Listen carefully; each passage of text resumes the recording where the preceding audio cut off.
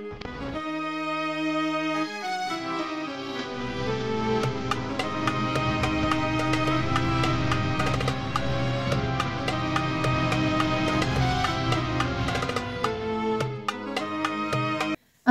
warahmatullahi wabarakatuh, teman pecinta sejarah. Apa kabarnya hari ini? Mudah-mudahan dalam keadaan sehat dan selalu dalam lindungan Allah. Mudah-mudahan juga di puasa hari ke-6 ini tetap Allah berikan keistiqomahan kepada kita dalam menjalankan ibadah puasa, juga dalam menjalankan ibadah-ibadah lainnya di bulan Ramadan. Teman pecinta sejarah, bertemu lagi dengan saya Anissa Amisani di program Baca Sejarah dan masih di serial kronologi sejarah tahun 629 Masehi bertepatan dengan tahun ke-7 hingga ke-8 Hijriah. Ada 8 peristiwa yang datang dari dunia Islam dan ada 4 peristiwa yang datang dari luar dunia Islam. Yang datang dari dunia Islam diawali dengan Umratul Qada atau umroh pengganti tahun sebelumnya, di mana Nabi SAW dan kaum muslimin berangkat ke Mekah untuk menjalankan ibadah umroh. Peristiwa yang kedua adalah terjadinya Ghazwah Khaybar. Yang ketiga adalah kembalinya muhajir dari Habasyah kembali ke Madinah menemui Rasulullah SAW. Peristiwa yang berikutnya adalah Ghazwah Mu'tah. Peristiwa yang kelima adalah pernikahan Rasulullah SAW dengan Ummu Habibah atau Ramlah binti Abu Sufyan radhiyallahu anha. Dilanjutkan dengan pernikahan Rasulullah SAW dengan Safiyah binti Huyai bin Akhtab radhiyallahu anha. Berikutnya adalah pernikahan Rasulullah SAW dengan Maimunah binti Harith radhiyallahu anha, dan peristiwa terakhir adalah kematian Zainab radhiyallahu anha, putri Rasulullah SAW. 4 peristiwa yang datang dari luar dunia Islam diawali dari Bizantium, di mana direbutnya kembali Yerusalem atau Al-Quds dari tangan Persia Sasan oleh Romawi Bizantium.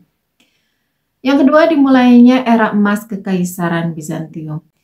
Yang ketiga dari dinasti Tang, di mana Kaisar Taizong memulai kampanye militer ke Tujuh Timur yang berlangsung hingga 630 Masehi. Dan terakhir dari Kekaisaran Jepang, di mana Pangeran Tamura naik tahta sebagai Kaisar Junmai. Dan teman pecinta sejarah, inilah kronologi sejarah tahun 629 Masehi bertepatan dengan tahun 7 hingga 8 Hijriah selengkapnya. Teman pecinta sejarah, bagaimana puasanya hari ini? Sudah hari ke-6 ya, tidak terasa. Dan hari ini Bandung cerah ceria. Mudah-mudahan juga menambah semangat dan kecerahan ini merupakan keberkahan dari Allah Subhanahu wa taala. Bacaan kita di tahun 629 Masehi sudah sampai di peristiwa ke-6 ya. Hari ini kita akan membahas tentang di peristiwa ke-7 yang datang dari dunia Islam, yaitu pertempuran Mu'tah. Di buku Munawwar Khalil yang berjudul Kelengkapan Tarikh Nabi Muhammad SAW, materi tentang perang Mu'tah itu ada di halaman 479 dan seterusnya, karena ini akan sangat panjang ya. Seperti biasa juga ditambah ada peristiwa-peristiwa lain yang mengiringi kejadian tersebut, baik sebelum, selama, dan sesudah pertempuran Mu'tah. Teman pecinta sejarah, pertempuran Mu'tah ini tentu saja ada hubungannya dengan tugas Rasulullah SAW sebagai penyeru dakwah ya, menunjukkan orang-orang manusia ke jalan Allah Subhanahu wa taala. Ngomong-ngomong, ini kacamata saya memantulkan cahaya ya. Jadi sepertinya saya buka saja, kayaknya bisa. Segala sesuatu yang dilakukan oleh Rasulullah SAW setelah beliau menjadi nabi, setelah sahih, maka apa yang beliau lakukan, sepak terjang beliau, kemudian ya segala bahkan urusan rumah tangga pun itu selalu berkaitan dengan tugas beliau sebagai Rasulullah. Jadi ini berbeda dengan pekerjaan kita yang misalnya dari jam 8 hingga jam 4 gitu ya.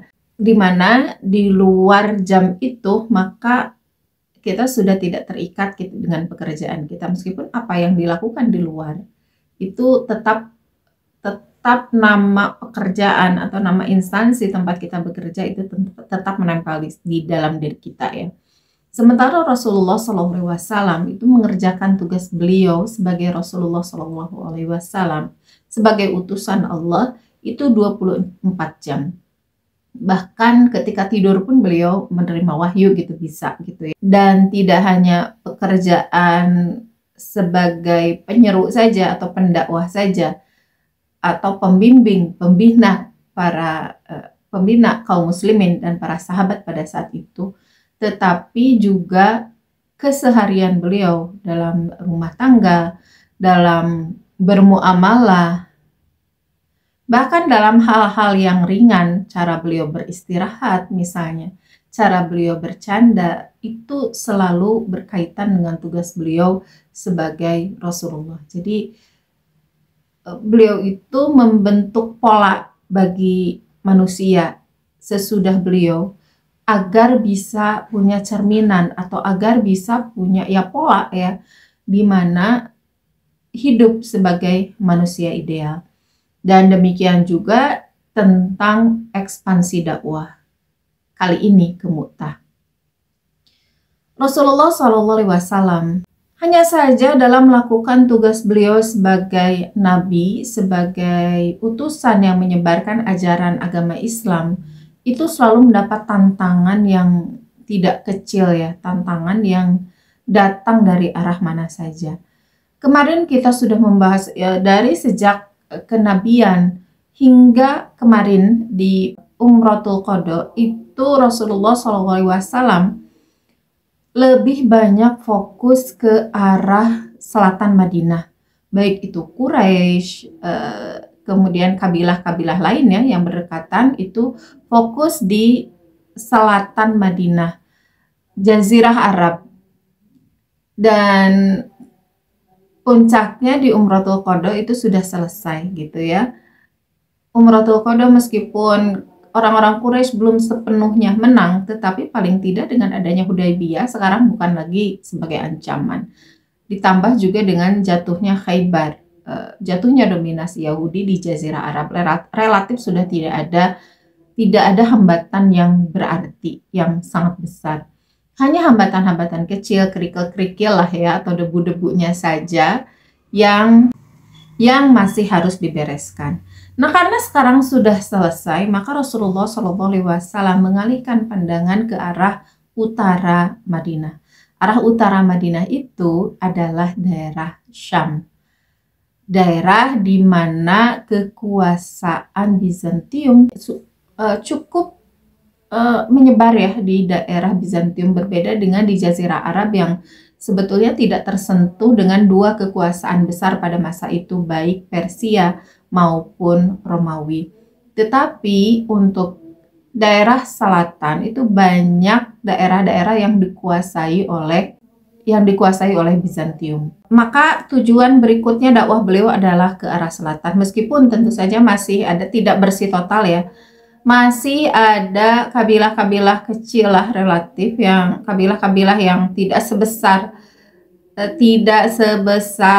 Quraisy dan Khaybar yang tetap melancarkan serangan kepada Rasulullah SAW atau berniat mengganggu keamanan kaum muslimin. Maka ini pun tetap menjadi perhatian bagi beliau, sehingga betul-betul Jazirah Arab itu dibersihkan dari orang-orang yang mengganggu dakwah Islam. Dan Rasulullah juga masih mengirimkan mata-mata ya kepada sekeliling, mendengar informasi di mana barangkali ada kabilah-kabilah yang memang berniat buruk kepada kaum muslimin. Jadi intinya kaum muslimin tetap tidak lengah gitu. Meskipun sekarang relatif musuh-musuh besar Islam itu sudah tidak ada, sudah bisa dikerangkeng lah ya. Tetapi itu tidak membuat beliau berleha-leha, bersantai gitu. Beliau tetap waspada dan tetap ada petugas-petugas intelijen yang beliau tugaskan untuk menyelidiki barangkali ada niat-niat jahat di antara kabilah-kabilah yang ada di Jazirah Arab. Sehubungan dengan itu, sekembalinya beliau beserta kaum muslimin dari Mekah dan sebelum terjadinya perang Mu'tah, beliau berturut-turut mengerahkan pasukan-pasukan perangnya ke tempat-tempat yang para penduduknya sudah terdengar akan melakukan pengacauan dan mengganggu keamanan Islam dan kaum muslimin. Yang namanya dakwah ya, pasti ada yang menghalangi, berniat untuk merusak dakwah Rasulullah SAW, meskipun mereka tahu tidak bisa menghancurkan, tetapi tetap mereka berniat untuk merusak dan mengganggu keamanan dakwah Islam. Sehingga mau tidak mau pada akhirnya dikirimlah beberapa pasukan Islam kepada beberapa kabilah yang berdasarkan informasi intelijen akan mengganggu keamanan Islam. Yang pertama adalah tentara yang dikirim ke kaum Bani Sulaim.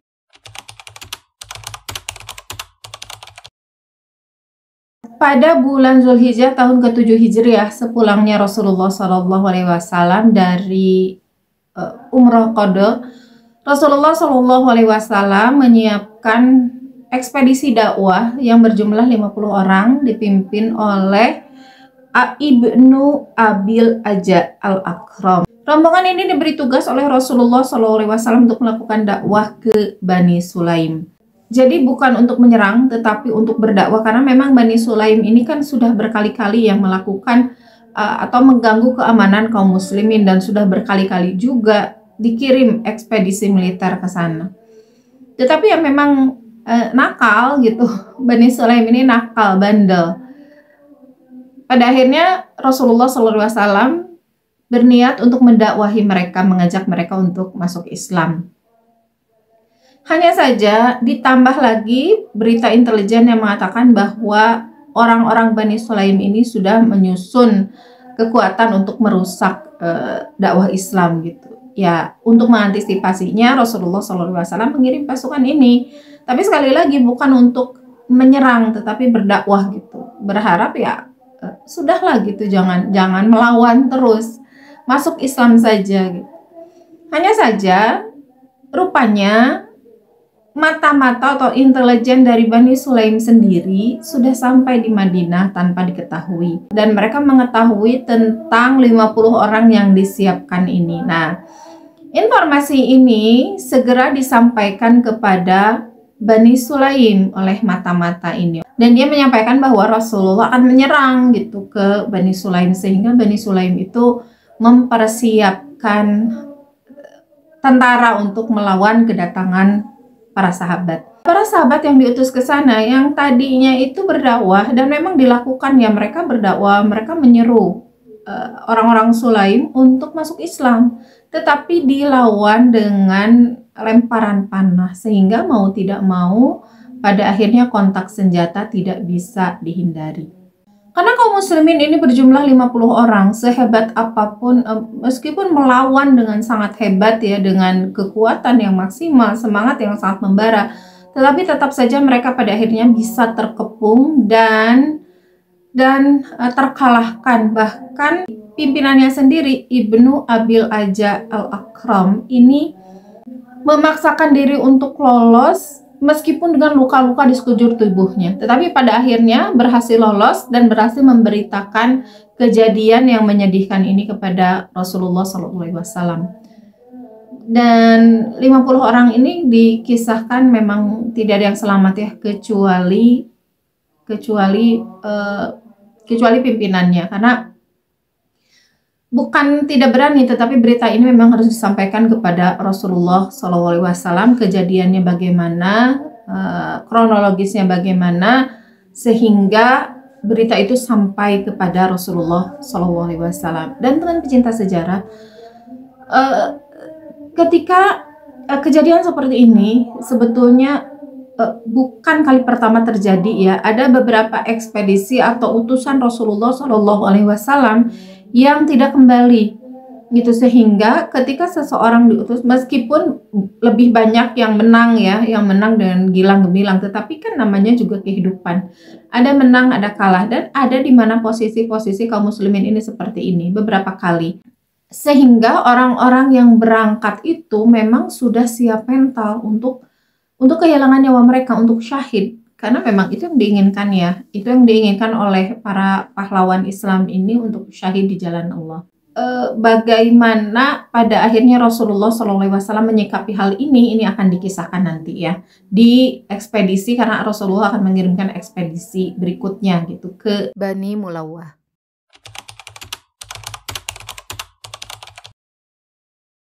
Tentara Islam yang dikirim berikutnya terjadi di bulan Safar. Rasulullah mengumpulkannya gitu ya di bulan Safar tahun ke-8 Hijriah. Berarti sudah akhir tahun 629 Masehi. Pasukan ini berkekuatan 20-an orang, tidak disebutkan pastinya tapi sekitar 20 orang, 10 sampai 20 orang, dan dipimpin sahabat Ghalib bin Abdullah Al-Laitsi. Mereka diutus ke daerah antara Usfan dan Hudaid. Tugasnya kali ini memang tugas militer, yaitu melakukan pembersihan terhadap orang-orang yang di sekitar situ. Sesampainya di lokasi, mereka langsung bertemu dengan kepala suku ya, salah seorang kepala suku, dan langsung menawan kepala suku ini. Dan di lokasi tersebut mereka sempat membunuh beberapa orang yang melawan dan merampas, dan terjadilah kontak senjata ya. Terbunuh beberapa orang dari pihak musuh, mendapatkan rampasan perang berupa ternak yang terdiri dari unta dan kambing. Namun ternyata berita ini sampai ke teman-teman mereka, sehingga teman-teman mereka itu datang untuk menyerbu kaum muslimin, apalagi tahu kaum muslimin ternyata sedikit gitu ya. Pada akhirnya kaum muslimin ini berhadapan kembali dengan pasukan yang lebih besar, dan pada akhirnya berhadapanlah mereka untuk melakukan pertempuran. Hanya saja tiba-tiba tidak disangka oleh kedua belah pihak, terjadi hujan yang sangat-sangat lebat, sehingga karena hujan itu lebat di padang pasir ya, maka akan langsung mengundang air bah. Nah, hujan dari atas juga air bah ini mengganggu, tentu saja mengganggu jalannya pertempuran, sehingga pertempuran itu karena adanya hujan lebat betul-betul dihentikan dan tidak terjadi, dan pertempuran itu tidak terjadi. Akhirnya mereka kembali ke tempat masing-masing, dan di sini karena kaum muslimin sudah mendapatkan barang rampasan, harta rampasan, dan juga satu tawanan. Tawanannya juga ketua suku lagi ya, salah satu pimpinan, maka dapat dinyatakan secara hukum peperangan pada masa itu bahwa kemenangan itu ada di kaum muslimin. Padahal jumlahnya tidak lebih dari 20 orang ya. Sirah tentang peperangan-peperangan ini mudah-mudahan menambah semangat juga kepada kita sekarang di bulan Ramadan ya. Tambah semangat juga, jangan kalah dengan para sahabat yang luar biasa. Mereka mengorbankan segalanya, mengorbankan sampai nyawanya. Kita mah tidak perlu sampai seperti ini ya, menyebarkan Islam.